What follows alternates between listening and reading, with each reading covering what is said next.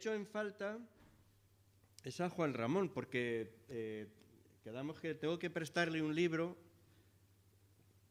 que ambos necesitamos. A mí es que me lo recomendó un amigo, entonces pensaba que para él también. Aprendiendo a envejecer, ¿vale? Entonces, que me lo he leído en un acto de obediencia a este amigo, que además él es anciano en una iglesia en Barcelona y es psicólogo y terapeuta. Ya que dijo que me lo leyera, pues me lo he leído. 350 páginas, que no sé si serán suficientes para que aprenda a envejecer, pero quedamos que se lo iba a colocar a Juan Ramón, pero es de los que hoy no están. Y por cierto, aunque faltan no pocos de los que estaban el domingo pasado, pues agradecer también el regalo que recibí, parecido al de Unice, y que pues agradecemos mucho, sobre todo como muestra de cariño. También otro paréntesis, aprovechar para deciros que, porque no tenemos ocasiones a veces de comentar estas cosas, que os sintáis con libertad en el tiempo del culto, ¿vale? Que podáis expresaros con libertad. Si queréis orar, aquí no ponemos nota a las oraciones, expresaros con naturalidad. Si queréis adorar de pie, si queréis hacerlo de rodillas, vosotros, como iglesia intentamos movernos con cierto orden. Entonces, hace tiempo que dejamos de hacer sacrificios humanos, porque luego yo y eso que se ocupa de la limpieza y de qué desastre, entonces ya no, eso no es el caso, ¿no? No nos subimos por las paredes, pero sí queremos, dentro de un mínimo orden, ¿no?, que podáis sentiros con libertad cuando adoráis al Señor, hacerlo a vuestro modo, porque esa diversidad también nos enriquece, ¿vale? Yo quiero traeros este versículo en la primera epístola a los tesalonicenses, en el capítulo 5, en el versículo 14, insistiendo en algo que como comunidad queremos desarrollar y hacerlo más y más y más, ¿vale? Primera de Tesalonicenses, capítulo 5, versículo 14. Como es un contexto de diferentes exhortaciones a la Iglesia, y en esta el apóstol dice: también os rogamos, hermanos, que amonestéis a los ociosos, que alentéis a los de poco ánimo, que sostengáis a los débiles, que seáis pacientes para con todos. Y traigo este texto a colación, ahora volveremos a él, pero para invitaros a una reflexión un poquito más amplia. 3 veces en el Nuevo Testamento se presenta una relación de dones y ministerios, ¿no? 3 veces de forma más sistemática, ¿no? En la epístola a los Romanos, la primera a los Corintios y en la epístola a los Efesios. Apóstoles, pastores, maestros, evangelistas, una relación de ministerio. 3 veces. Pero 50 veces, encontramos la expresión los unos a los otros. Así que la relación de dones y ministerios tienen que ver con la organización de una iglesia. Pero es el compromiso responsable de los unos por los otros lo que transforma la iglesia de una organización en una familia espiritual. La organización ministerial es muy diversa. Tradicionalmente, porque ahora todo, digamos, cambia, pero tradicionalmente las iglesias bautistas, de corte bautista, la figura del pastor es una figura esencial alrededor de la cual pivota la vida ministerial de la iglesia.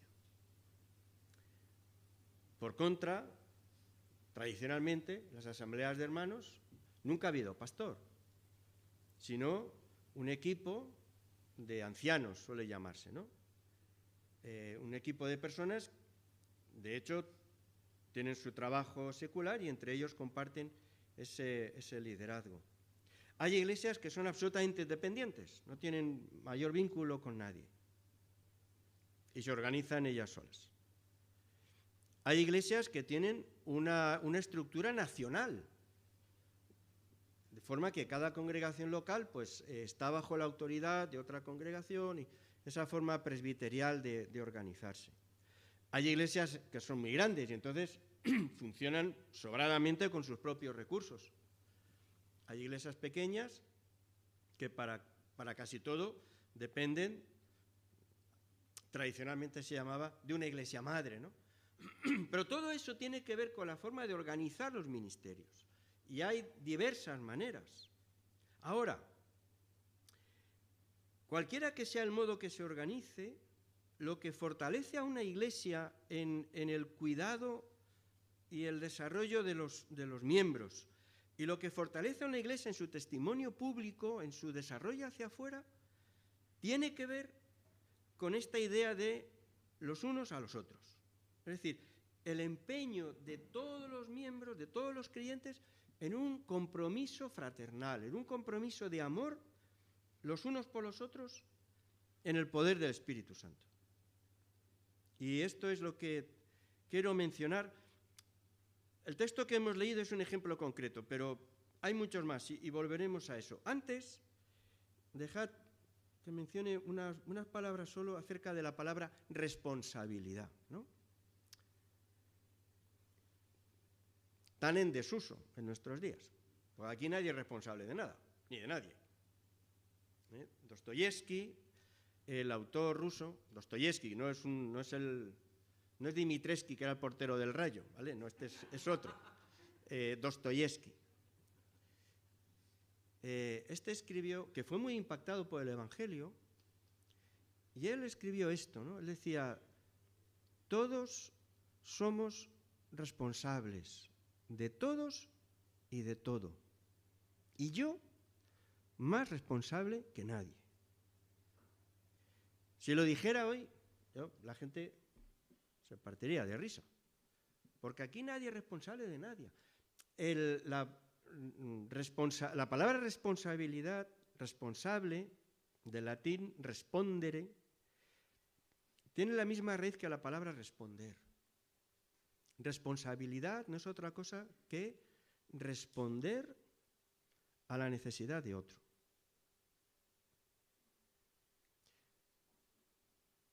Se escabullía Caín cuando Dios le pregunta por su hermano, ¿no? ¿Dónde está Abel, tu hermano? Y Caín dice, ¿qué pasa? ¿Acaso soy yo responsable de mi hermano? Pues tú, que le has creado, ¿no? Pero la idea de responsabilidad, y esto es muy interesante porque el propio lenguaje nos ayuda, ¿no? Y es muy sugerente. Responsabilidad tiene que ver con responder responsablemente ante la presencia de otro que reclama ayuda de alguna manera. Esa idea de la responsabilidad es verdad que en nuestra sociedad se ha diluido de una manera tremenda. Algunos casos son, espectaculares. Yo lo he contado varias veces, seguramente aquí también, pero no sé, es que me dejó, siempre no lo he podido olvidar. Os lo cuento. Cuando estaba la congregación de Hortaleza, estaban en Canillejas, pues muy cerquita estaba la oficina de Caja Madrid, entonces, donde teníamos la cuenta.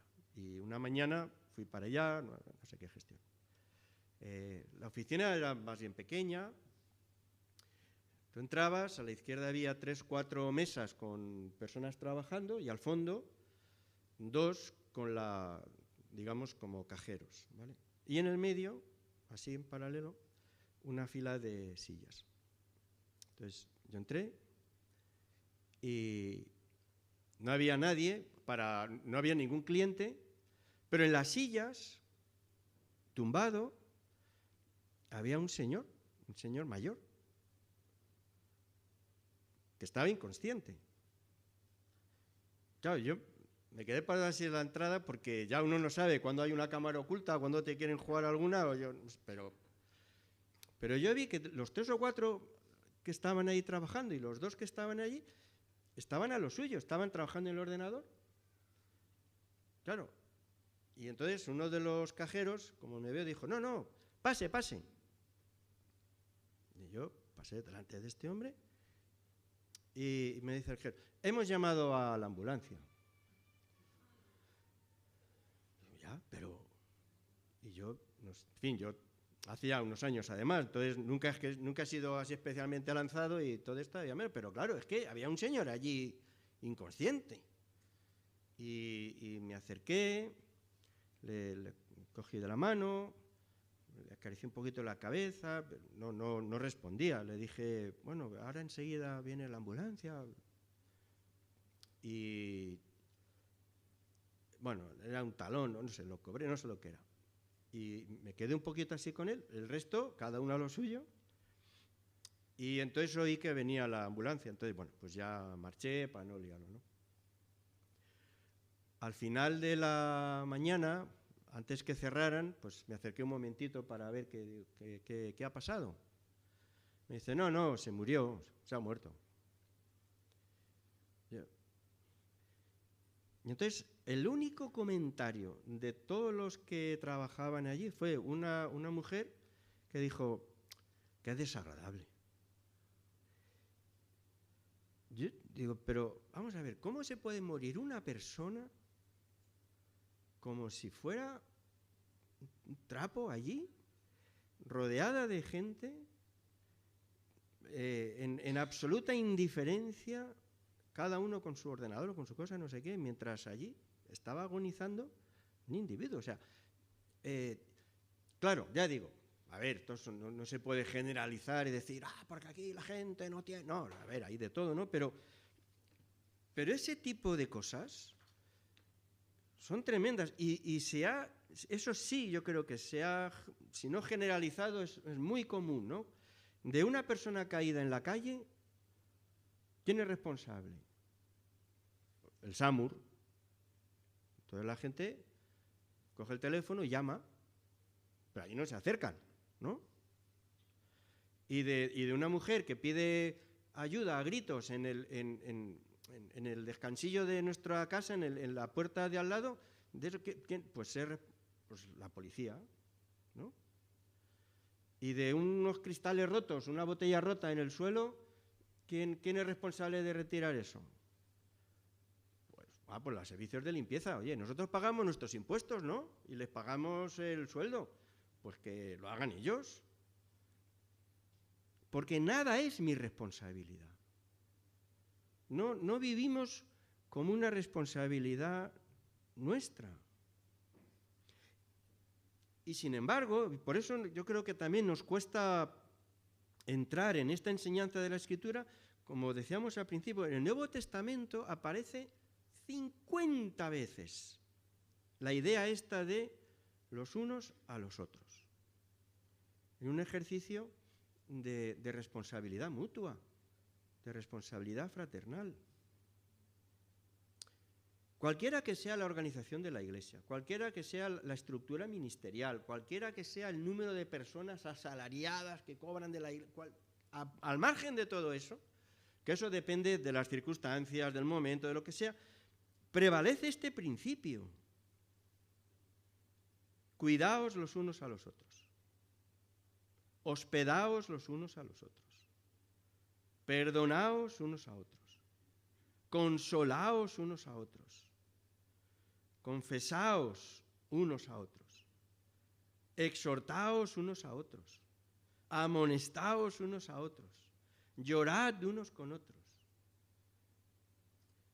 Vuelvo a decir, encontramos en el Nuevo Testamento 3 veces la mención de los distintos ministerios que hay, 3 veces. Pero al menos 50 veces esta llamada permanente, en todos los sentidos, a esta responsabilidad fraternal, a este responder cordialmente no de hola, ¿qué tal?, sino del latín, del corazón, ¿vale? Cordialmente quiere decir del corazón. Responder fraternalmente, responder cordialmente, responder responsablemente a la necesidad del que está a nuestro lado. ¿O no es nuestra responsabilidad? en el contexto del Nuevo Testamento, siempre es nuestra responsabilidad. Y a quien más le toque también, pero siempre es la nuestra. ¿Habéis escuchado eso que, bueno, es más viejo que nada, ¿no? Esa comparación que se hace a veces de la Iglesia con un partido de fútbol, ¿no? Que dice que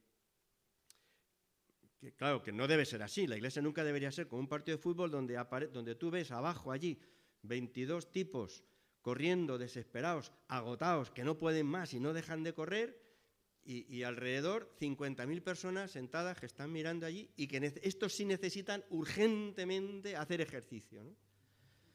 Y siempre dicen, no, pues la Iglesia no puede ser esto, es decir, y tiene que ver con esta idea. Más allá de los dones de cada cual, del ministerio concreto de cada cual, este sentido de mutua responsabilidad. ¿Quién va a responder, no? Responsable. ¿Quién va a responder ante esta necesidad? Ante este hermano, qué tal, qué cual, qué el otro, en fin, cualquiera que sea su circunstancia. ¿Quién va a responder? Pues los unos por los otros. Esencialmente. Esto es importante porque a veces nos hacemos un lío con esto de los dones, porque esto no es mi don. Bueno, solo algunos tienen el don de evangelista, pero todos tenemos la responsabilidad de evangelizar. Solo algunos tienen el don de la generosidad, pero todos tenemos la responsabilidad de ser generosos. Solo algunos tienen, digamos, ese don del cuidado de otros, pero todos tenemos la responsabilidad de cuidarnos unos a otros. Ese es un elemento que tiene que calar, y tanto da que la Iglesia tenga 5 miembros o tenga 5.000. Tanto da que tenga ministerios organizados, potentes. Es que al margen de eso hay una corriente subterránea que es la que sostiene la realidad de la Iglesia. Y es este sentido de responder. Ya en los tiempos de Jesús murió, parece algo así como 10 años antes del nacimiento de Jesús. Las décadas anteriores era muy famoso, muy reconocido, un rabino judío de raíz farisea que, entre otras muchas cosas, dejó escrita esta reflexión que ha llegado hasta nuestros días y que a mí me parece tan sugerente. Esto me decía, si algo debe hacerse, ¿quién lo hará? Y si no lo hace nadie, ¿por qué no lo hago yo? Porque si yo no lo hago, ¿quién soy? Esta es una reflexión tremendamente poderosa y que no nace del Evangelio, pero está en plena coherencia con el Evangelio. Bueno, ya nace desde el Antiguo Testamento, con lo cual nos vale bien, ¿no? Pero, ¿entendéis esta idea? Tan diferente del tono habitual, ¿no? ¿Pero por qué yo? ¿No? Ahora ya no tenemos ocasión de discutir en casa con nuestros hijos, a ver quién pone o quién quita la mesa. Pues ya se han ido, ya no hay manera, ¿no? Pero aunque son prácticamente perfectos, aquí había un pequeño problema. Venga, hay que recoger. ¿Pero por qué yo? ¿No? No, es que yo lo hice ayer, pero el otro tal, pero tú faltaste, pero el otro día la cena, pero yo es que tú no estabas, es que... ¿Y por qué yo? ¿No? Eso está en el... Bueno, y como adultos también, en mil situaciones. En fin, mil historias, ¿no? Desde las más pequeñas a las más complicadas. A veces vas no vuelo mucho, pero me deben ver cara de no sé qué, porque es que el avión, el vuelo está lleno, el equipaje de mano no cabe todo en no sé qué. Si algunas personas estuvieran dispuestas a dejarlo ahí en el almacén ese, ¿no? Claro, eso significa que cuando llega el avión tienes que esperarte a que salga la cinta para llevarte el equipaje de mano, ¿no?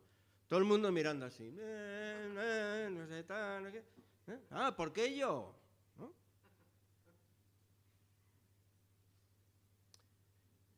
Claro, ¿y por qué no yo? ¿por qué no yo? En todo aquello que requiere un cierto esfuerzo, un servicio, un ministerio, es lo que significa la palabra, ¿no? ¿Por qué no yo?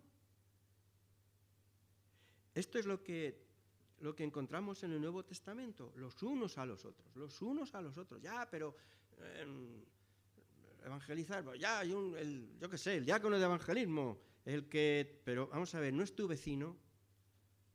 No sé si tendrás el don, pero hombre, puedes hablar, ¿no? Puedes regalar un Nuevo Testamento, pero ¿por qué no tú? Aquel que debe ser atendido, aquel al que hay que consolar, el otro. ¿Por qué no tú? No, pero ¿por qué yo? Pues el otro. Bueno. Y es lo que el apóstol Pablo venimos ahora a Primera de Tesalonicenses, capítulo 5, versículo 14. Os rogamos, hermanos. Es a todos, ¿entendéis? A todos los hermanos de Tesalónica. No al liderazgo, no al que tiene el don. Os rogamos a todos, hermanos, que hagan esta función. Bueno, todas las funciones: amonestar a los ociosos, alentar a los de poco ánimo, sostener a los débiles, y siempre con paciencia, claro. Muy interesante esto, porque miraba, claro, ¿y quiénes son los ociosos? Así, quizás en el lenguaje de hoy, una persona ociosa es una persona que no tiene nada que hacer, que no sabe qué hacer, que mucho ocio. Pero en el término original, cuando miráis los comentarios, no me lo invento, están todos los comentarios. La palabra que se utiliza aquí, la palabra griega que aparece aquí, que traducimos como ociosos, nos explican que era una palabra que era propia del lenguaje militar de la época. Los ociosos, leo, son los que caminan irregularmente como soldados que marchan a destiempo en las filas. Es decir, las personas que van con el paso cambiado. Vosotros imagináis una compañía de gente ahí desfilando, pim, pim, pim, pim, pim, pim, pim, y uno, pataplán, que va para aquí, que va para allá, y que estropea todo el conjunto. Estos son los ociosos. De hecho, algunas versiones lo traducen como los desordenados, los indisciplinados. Personas que van con el paso cambiado, a contrapié de los demás, ¿no? Como el del chiste aquel, ¿no? Que iba en el coche y con la radio puesta y decía: precaución, precaución, hay un loco que va en dirección contraria, que era él. Y decía: sí, todos van en dirección contraria. Claro. Eso en el contexto de la Iglesia, catastrófico. Rompe el equilibrio, la armonía. Unos comentaristas advierten, ¿no?, que estas personas son personas que tienen un problema en el corazón. El problema no lo tienen los demás, ¿vale? Todos están equivocados, todos son carnales, todos son pecadores. Ninguno está consagrado, nadie ama al Señor, todos están... Bueno, todo se hace mal.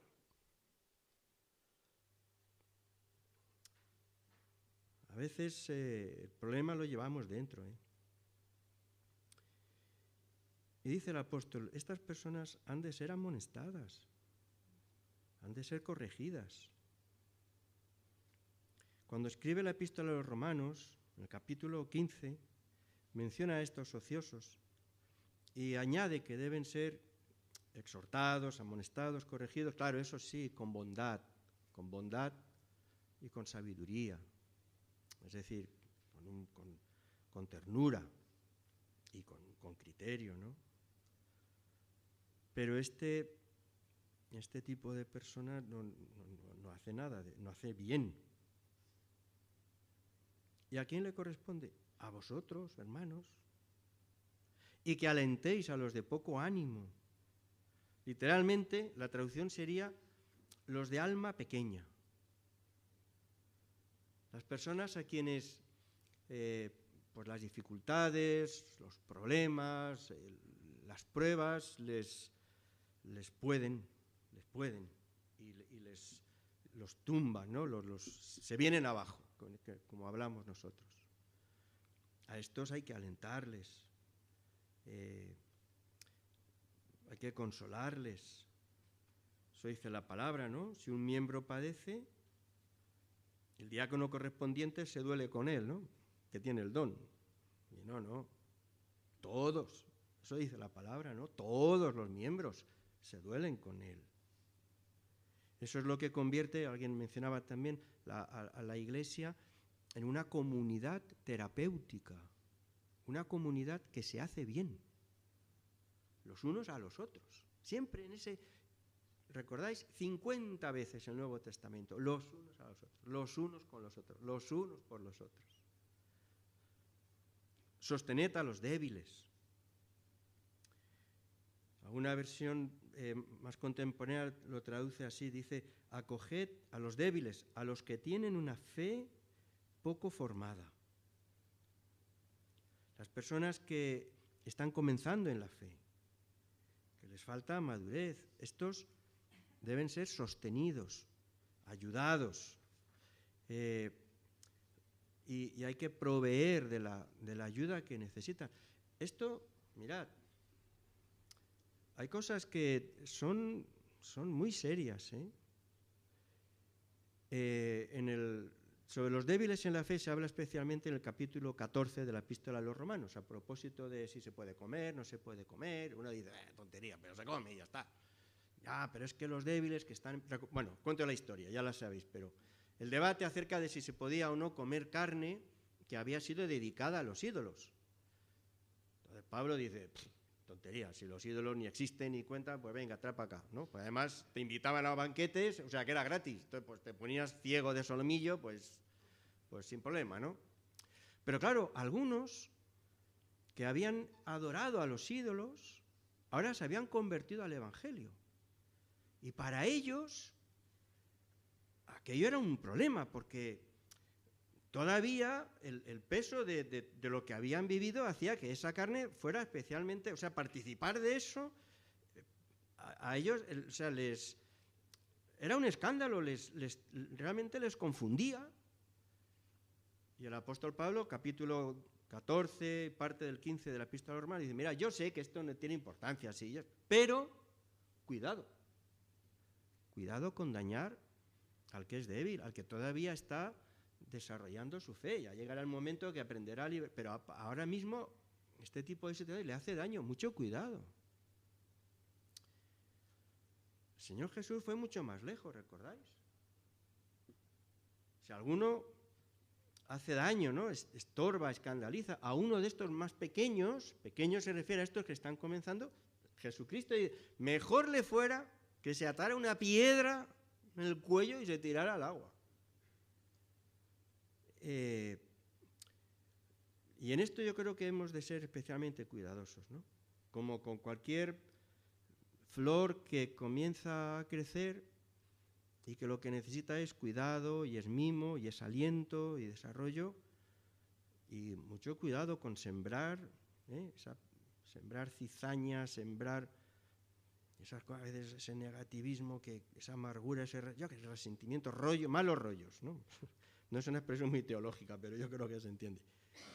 No, cuidado. Sostened a los débiles, a los que están comenzando, a los que empiezan a formar su fe, a los que comienzan a cambiar todo su planteamiento de vida, que el que tenían. Ahora este planteamiento que se va modelando con el Evangelio, pues hay que sostenerles, hay que cuidarles, ¿no? De nuevo, ¿y quién hace eso? Todos. Cuidar, hospedar, perdonar, consolar, confesar, exhortar, amonestar unos por otros. Ahora, y quiero ir terminando con eso. Mirad, esas actitudes, desarrollándolas en nuestra vida, eso no va a suceder porque yo lo predique, porque lo leáis en un libro o por ningún otro factor así, porque esto no puede ser nunca fruto ni de la obligación ni de un esfuerzo de la voluntad. Esto es resultado del amor y ya está. No hay más. Ese vínculo afectivo con los hermanos, ese es el estímulo que nos moverá a responder responsablemente a las necesidades del otro. Al margen de si alguien más lo hará, si alguien lo hará mejor, sino, ¿recordáis? ¿Por qué no yo? ¿Por qué no yo? Eso es fruto del amor. Y no hay otra manera, porque cualquier empeño al final hará prevalecer nuestro sentir, nuestra comodidad, nuestros criterios mentales o de lo que sea, ¿no? Pero si el corazón no se mueve, no nos moveremos nosotros. Y ya la inversa también, ¿no? El amor se convierte en el argumento definitivo, si no necesita más, para movilizarse en favor de aquel que está delante de mí y que me reclama. Ese tipo de amor, ¿vale? Eso no está en nuestra naturaleza. Y no deberíamos olvidar nunca que cuando hablamos en términos de vida cristiana, sea personal, sea comunitaria, estamos hablando de algo que es sobrenatural. Esto no es una asociación que tiene unos estatutos y entre ellos dice, pues hay que cuidar uno de otros y hay que, uno como es socio, pues no, esto es otra cosa. Esto es una obra sobrenatural. Comienza de forma sobrenatural, cuando, no sé, nuestros ojos se abren a la verdad de Dios y torpemente comenzamos ahí, pero es todo obra de Dios. No quiere decir que todo sea a base de truenos y relámpagos y cosas espectaculares, no suele ser así, pero es obra de Dios. Así que no se trata de invocar, no ya un estatuto de no sé qué, sino ni siquiera un versículo, ¿no? Porque lo hay del versículo. Ya, pero bueno, a mí, yo qué sé, puede conmigo la realidad, ¿no? Más que lo que diga el versículo. Es la obra del Espíritu de Dios. Necesitamos del Espíritu Santo de Dios para cambiar el corazón de piedra en un corazón de carne. Es que no hay manera sino. Decía el profeta, pero ¿puede el etíope cambiar el color de su piel? No sé si era... ¿Alguien lo sabe? ¿Qué profeta lo dice? ¿No? Pues Ezequiel. Como no lo sabéis, me va a dar igual. No me podéis llamar mentiroso. Pero vamos, está en la Biblia, eso sí. ¿Cambiará el etíope de piel? El hombre que es de piel negra puede cambiar. ¿Cambiará la cebra sus rayas? Y cambiaréis vosotros vuestro mal corazón. Nosotros no podemos. Nosotros podemos entender las cosas, desarrollar cierta buena voluntad, pero todo lo que tiene que ver con el Evangelio es algo, es sobrenatural, es lo que Dios hace en nosotros. Entonces, y lo hace a través del Espíritu. ¿Cuál es? ¿Recordáis? El fruto del Espíritu. Amor. Ya está. ¿Y que la gente sin el Espíritu de Dios no se ama? Sí, hombre. Pero es otro amor. Aquí habla de otra cosa. Es ese amor, no un compromiso, no una obligación, no un mandamiento, no. Es ese compromiso cordial, porque brota del corazón, entrañable, que despierta en nosotros ese sentido de responsabilidad fraternal. Procede de ahí. Y si no procede de ahí, se agota rápido, porque al final uno se cansa, no tiene, en fin, mil cosas, ¿no? Esto necesitamos. Por un lado, un entendimiento de la vida de iglesia no como una entidad donde la gente cree las mismas cosas. Hombre, sí, claro, pero es más que eso. Es una comunidad de apoyo mutuo, En un sentido específico, cada uno de acuerdo a sus dones y todo eso. Pero en un sentido amplio, los unos por los otros, los unos a los otros, todos. El apóstol Pablo habla en esta epístola a los tesalonicenses, poco antes habla de los líderes, de los que os presiden y todo eso. Pero a continuación, cuando tiene que hablar acerca de esta actuación de desarrollo de los cristianos, hace un ruego a todos, a vosotros, hermanos. Ese impulso del amor viene de Dios y es el que necesitamos, porque asociaciones de buena voluntad hay multitud. Pero esto es otra cosa, tiene otro nivel y tiene otro calado. Y además, como el amor de Dios es expansivo, es ilimitado, En la medida que ese amor cala en nosotros, brota también el testimonio. No quiero ahora enredarme por otro más, pero a veces nosotros hacemos una separación entre lo que es la vida de comunidad y luego el testimonio hacia afuera. Pero en el corazón de Dios esa diferencia no existe. Porque el amor, este tipo de amor, es expansivo. Y entonces, hacia Shedi se expresará de una forma en la necesidad que ella tenga, pero hacia el vecino del primero se expresará igualmente, de otra manera, porque otra es su necesidad. Y de nuevo, ¿quién va a ofrecerse en amor, en un sentido práctico, ¿no? ¿Quién va a ofrecerse a los vecinos de arriba? Otra vez, pobrecillo, el diácono de evangelismo, ¿no? ¿Qué para eso está? No. ¿Por qué no yo? ¿Pero por qué no yo? Ah, no, yo no tengo esa responsabilidad. Ay, el espíritu de la época, ¿no? Aquí nadie es responsable de nada. ¿Por qué no yo? Ese tono de apertura es el que convierte, el que libera a la Iglesia de convertirse en un grupo de autosatisfacción, ¿no? Y terminamos aquí todos cuidándonos unos a otros, nosotros qué bien estamos, qué a gustito, qué bien, qué rollo, qué buen rollo, que todo eso aquí encapsulado. Bueno, ya estaría bien eso, ¿no? Que fuéramos el no va más de la atención unos por otros, pero no, es que el amor de Dios es expansivo, de forma que esto no se agota dentro de nosotros. Cuando esta realidad genuina que viene de Dios va calando, pues se expande hacia afuera. Eso es el testimonio. A veces lo digo así y creo que tiene sentido, ¿no? O sea, el llamado de Dios a la Iglesia no es a evangelizar a la gente, es a amar a la gente. Por eso evangelizamos. Porque nos sentimos responsables y entonces les ofrecemos el Evangelio, claro, lo mejor que podemos ofrecer. Y de la misma manera, en la medida de nuestras posibilidades, a la luz de sus necesidades materiales, intentamos ayudar y echar una mano.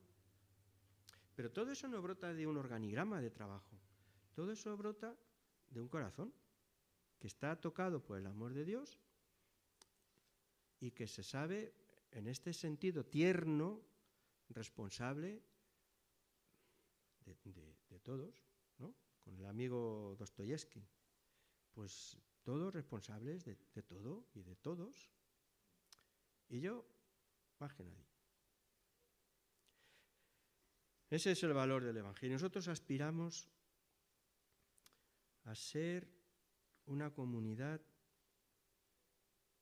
del Espíritu de Dios, del Espíritu de Cristo,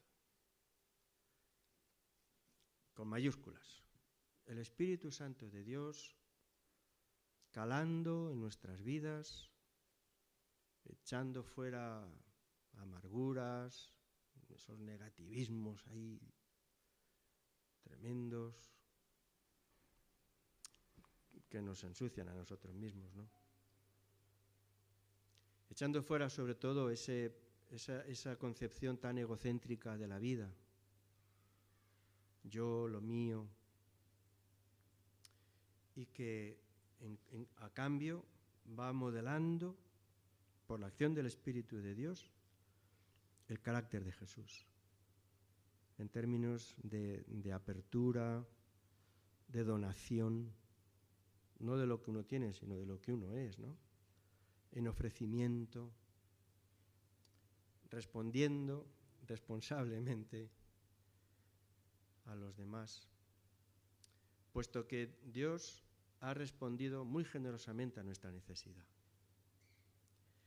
Ese es el llamado, y cuando podemos crecer en esta dimensión, como Iglesia crecemos gozosamente en el desarrollo de todos, porque todos nos alentamos y nos estimulamos, ¿no? Al amor y a las buenas obras, dice la palabra.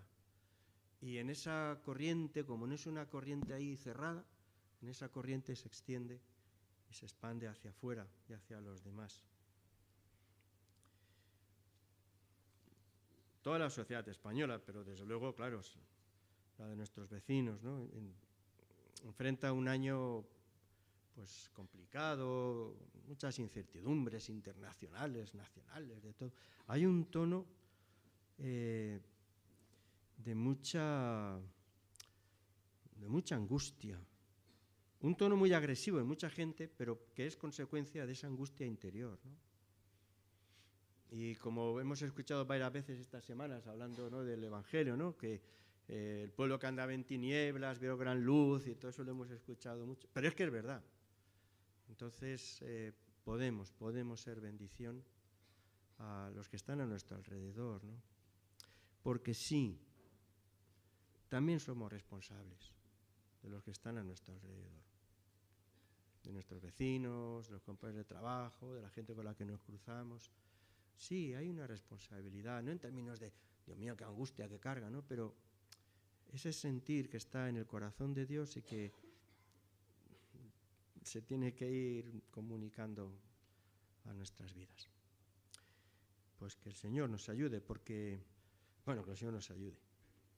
Que Él lo haga, ¿no? Porque todo eso está muy lejos de nuestra condición natural.